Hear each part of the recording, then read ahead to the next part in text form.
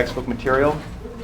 If you're looking through there, you will see a few tissues that I did not talk about. That was not an oops. So I skipped stratified, cuboidal, and columnars. Those are very rare tissues.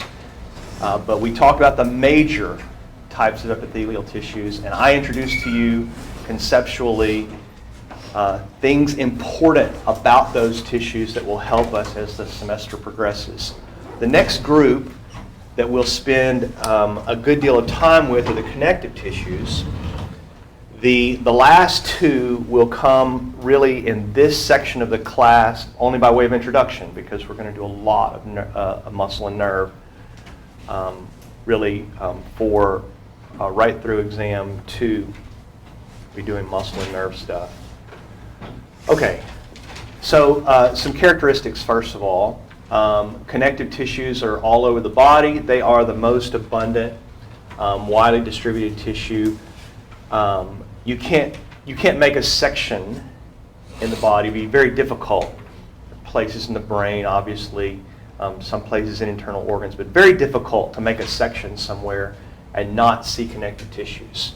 Okay, in the way that we separated out the epithelial tissues in terms of their appearance, their cellularity, we're going to make some general observations about connective tissues as we go. As we do that, I'm going to separate connective tissues into 4 large groups, and we'll say some things about each of these groups. So connective tissue proper, cartilage, bone, and blood. All right, so first thing I want to do before we start in talking about each of them and their cell types is to give you some characteristics of these tissues. All right, so first of all, and you'll see this on the cell slide, that they have a common tissue of origin. So the connective tissue cells that produce the connective tissue tissues all come from embryonic mesenchymes. So the connective tissues arise embryologically from the same tissue. Second thing, they have varying degrees of vascularity. All right, do you remember what we said about epithelial tissues and their vascularization? There is no vascularization of connective tissue. So if you're going to talk about how an epithelial tissue gets what it needs, how the cells there get supply, then you have to talk about the basement membrane. You have to talk about these molecular things that allow things to seep through from the underlying connective tissues where the blood vessels are found. So the first impression you got from me is that, well, epithelial tissues are not vascularized, connective tissues are. And that's fair, with one major exception: cartilage. As it turns out, dermis is a great example of dense regular connective tissue with vascularization, and we're going to look at that twice, once in this section and then again as we're going through the skin chapter. Cartilage, as it turns out, is a connective tissue. Cartilage exists in 3 varieties, and we'll look at all 3 of them: hyaline, elastic, and fibrocartilage, and we'll talk about their matrices. But one of the unusual things here, something you might not expect, is that the cartilage itself is not vascularized, which means the membrane around the cartilage, we call it the perichondrium, serves as a very important molecular sieve to allow nutrient to get into the cartilage. And in a lot of places, especially in synovial joints, you find cartilage tissue compressed between bones. So like in the vertebral column, there's fibrocartilage between the bones. There are fibrocartilage pads between the femur and the tibia. So the articular cartilage on the ends of bones, the remnants of the hyaline from bone development, are on the ends there. And you look at that and you go, yeah, that's important, because that's where articulations are taking place, where bones are coming to bones, and that's softer tissue. It creates cushion and protection so the bones don't hit each other. But it also says something else. There seems to be some inherent realization that there's no vascularization in the cartilage. So how do you get things in to supply the cartilage cells? And a lot of that is done by the technical term squishing. You squish stuff in there to supply the cartilage cells in the perichondrium. It's another reason why movement is so important to human health. So, varying degrees of vascularity, dermis and cartilage, two great examples on opposite ends of the spectrum. Very highly vascularized, avascular, without vascularization. Now, the connective tissue itself, by way of characteristics, we'll spend a good deal of time talking about what the content is. When I said epithelial to you, I said it is cellular in nature. That did not mean that connective tissues don't have cells. That meant that we define the tissue by the cells for the epithelial. So it's one layer flat, it's one layer of cube. We define the tissue with the cells. The tissue is the cells. Not so with connective tissues. We're going to find cell types that produce the matrix. We're going to find plasma cells. We're going to find immune system cells in there. We're going to find protein in there. All kinds of stuff between the cells. It's a very different kind of strategy for building. So, we want to talk about the non-living matrix, and we want to talk about the ground substance and the fibers that really help define. Now, from the emphasis that I made very early on in this class is if we're going to describe anatomy, we got to describe the proteins. And that's going to hold true here. One of the examples that I showed you early on was dense regular. This is irregular. This is not regular, this is irregular. But I showed you a dense regular connective tissue, a picture of a ligament. And I said, why do we call it dense and why do we call it regular? Well, everybody can look at the pattern and see it's a regular pattern. What, in fact, is regular? The arrangement of the protein there, specifically the collagen protein. So that's going to be a recurring theme. We define these tissues based on the arrangement of the proteins that are there and their nature. All right, so I'm going to give you a couple levels of that.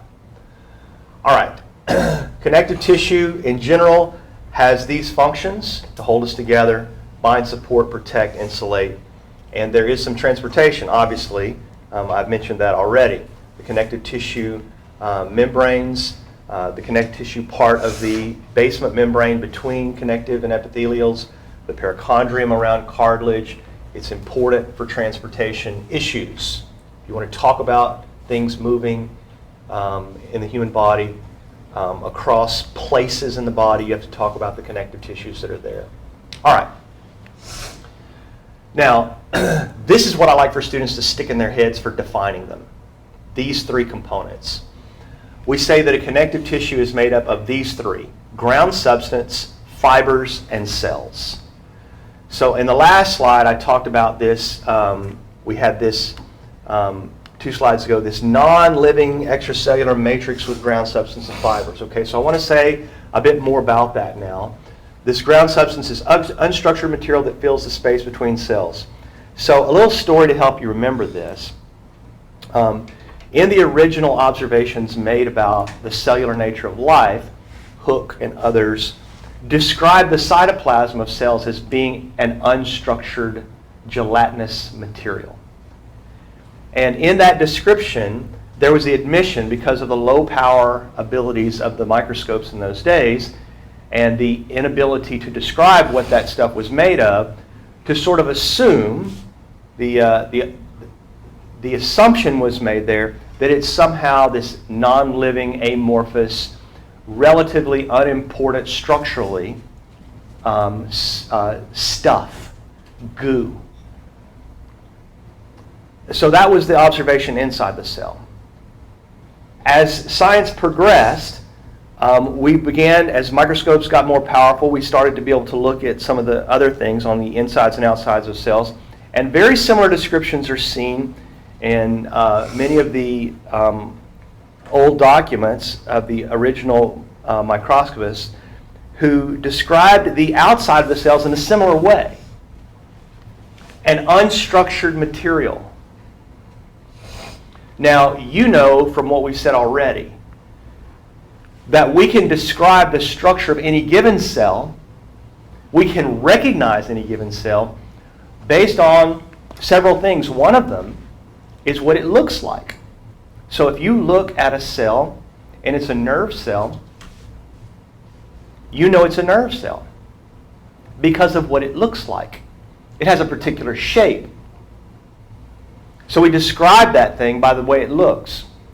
And you know now that the insides of cells is not unstructured.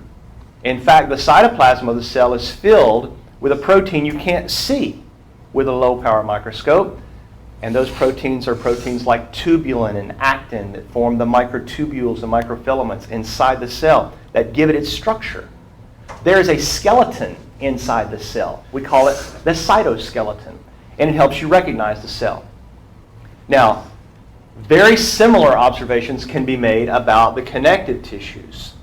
In fact, the space between the cells dominates the volume of the tissue.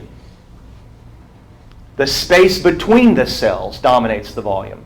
So the ground substance, this unstructured material between the cells, really is where we find the defined characteristics of any particular connective tissue. The question then is, what is it?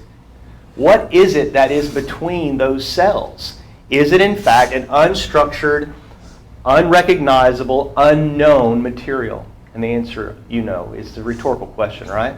Of course, we know what that stuff is now. And so the basic observation about what is it between the cells is we find protein there. That's what we find between the cells. We find protein. Many, many different kinds. Now, the most abundant type of protein that we find in this unstructured material between the cells, the most abundant protein in the human body is collagen. In fact,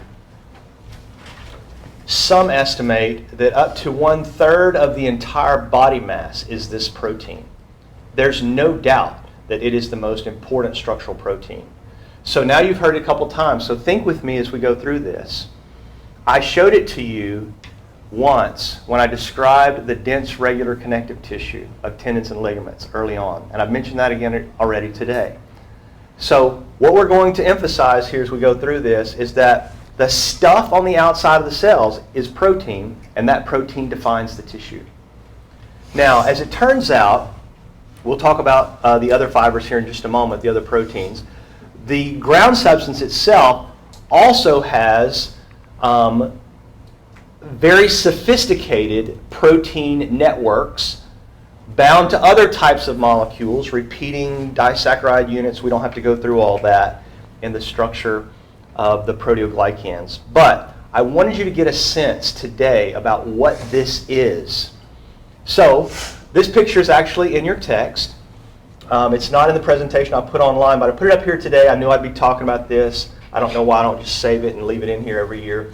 But this is a structure of a molecule that we call a proteoglycan. And there are chemistry reasons why it's called a proteoglycan. You can probably come up with those reasons just in its name.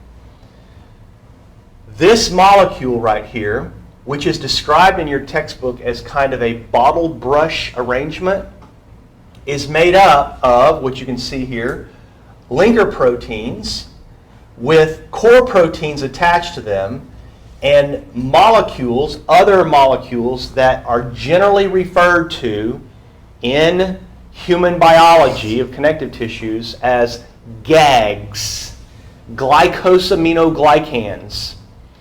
These GAGs bind to these core proteins attached to the linker proteins, creating this bottle brush type of arrangement. So protein to GAG. And of the GAGs, I'm going to say their names because you can go to Walmart and buy them now. Of the GAGs, we find 3 major glycosaminoglycans being used to construct these proteoglycans. They are keratin sulfate, chondroitin sulfate, and hyaluronic acid. Now, does anybody in the room recognize those words? Have you heard those words in the advertising world that we live in? Do you know anyone who has a bottle of this stuff at home? Anybody? You're young. If you had older people in your life and you were watching what they were taking, you would see more of this. This is something that is recommended by people all over the place. Now, most of these folks are either DOs or more interested in holistic medicine, having people take things that have chondroitin sulfate and hyaluronic acid in them. You can buy these things in tablet form at Walmart now. And there are a lot of people who will tell you that taking the chondroitin actually helps their joints. Now, where did that come from? Why would anyone have ever dreamed to take chondroitin to help your joints? It came from this, the structure of the material that is found in the matrix between the cells of the connective tissues in your body. So what is a joint? Well, if you're going to talk about joints, you've got to talk about cartilage, and you've got to talk about bone, and you've got to talk about other materials, membranes, synovial membranes that have connective tissue in them in every particular joint. And so, like I said, I think most allopathic trained physicians would not go in this direction, but I've heard people say it helps them. So I'm in the camp that says if you're taking it and it's not hurting you and you feel better, then take it. I can't prove that the chondroitin you put in your mouth can get to the fibrocartilage menisci between your femur and tibia, but if it feels better, okay. The point today is to get you introduced to the content, to get you introduced to the molecule, so when you hear these things again in your life, you go, I know what that is. That is the structure that is defined as the unstructure between the cells of the connective tissues in my body. And as it turns out, these guys hold water, and the thicker they are, the higher the content. This is a general rule in connective tissues. These guys, keratin, chondroitin, hyaluronic acid, these are called glycosaminoglycans, the GAG content. Generally speaking, a connective tissue with a higher GAG content will be more viscous, more gelatinous. It will hold more fluid. It will have more turgid nature. The less the content of the GAG, the looser the connective tissue is. This describes the feel of the connective tissue, the content of the proteoglycan. Okay, so once again, the answer is in the protein, yeah? Protein cores to protein linkers to GAGs.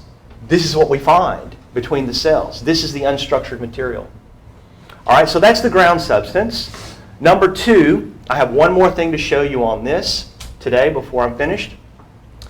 The number two are the fibers. So we will more often, well, from now on, after the next 2 or 3 slides, from now on we do connective tissues. I'm not talking about the GAGs anymore. This is it. You've been introduced. I will talk, however, a lot more about the arrangement of collagen and the presence of elastin in reticular fibers. These are the proteins, the major structural proteins produced by the cells of the individual connective tissues that define it. And the big one will be collagen. Now, as it turns out, this is horrible for students when they first hear this, there are in fact 28 different structural varieties of collagen that have now been sequenced. By far and above, type 1 collagen is the most abundant type in the human body.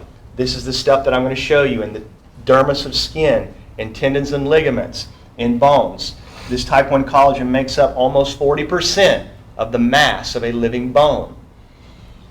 Type 2 cartilage, type 2 collagen is the stuff we find in the cartilage. We will find it, it will define the hyaline cartilage. The reticular will define the third type of cartilage, the reticular cartilage, the fibrocartilage, and it will also, this reticular collagen type 3 will also define for us reticular connective tissues. So when I look at the structure in the spleen and I see this scaffolding network, or if I look at the structure in the end of the bone where I'm now visualizing the marrow there in the bone, and I see the scaffolding where all the blood cells, where all the hemocytoblasts are lining up along that scaffolding. That is collagen. That's type 3 collagen building those things. Type 4 collagen makes up the basal lamina, so part of the basement membrane. And what in fact is the structure of a hair? It's mostly collagen, type 5. Okay, so we'll talk more about these proteins as we go. The cell types are fibroblasts, chondroblasts, osteoblasts, and hemocytoblasts. Now, whoa. Okay, so I'm going to show you those in just a minute. But let's finish our ground substance thing because I like to address this very early in this class because we all go to a school where there's a lot of talk about religion. And so if you haven't seen this before in your life, you will. And so I want to introduce it to you here, and then I want to help you grow out of that.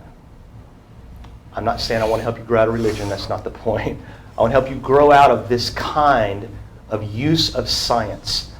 I have been, over the past year of my life, several years, but over the past year of my life, been involved in several public settings where people have an opinion of me based on what they know from other people in the world of religion, as they would say.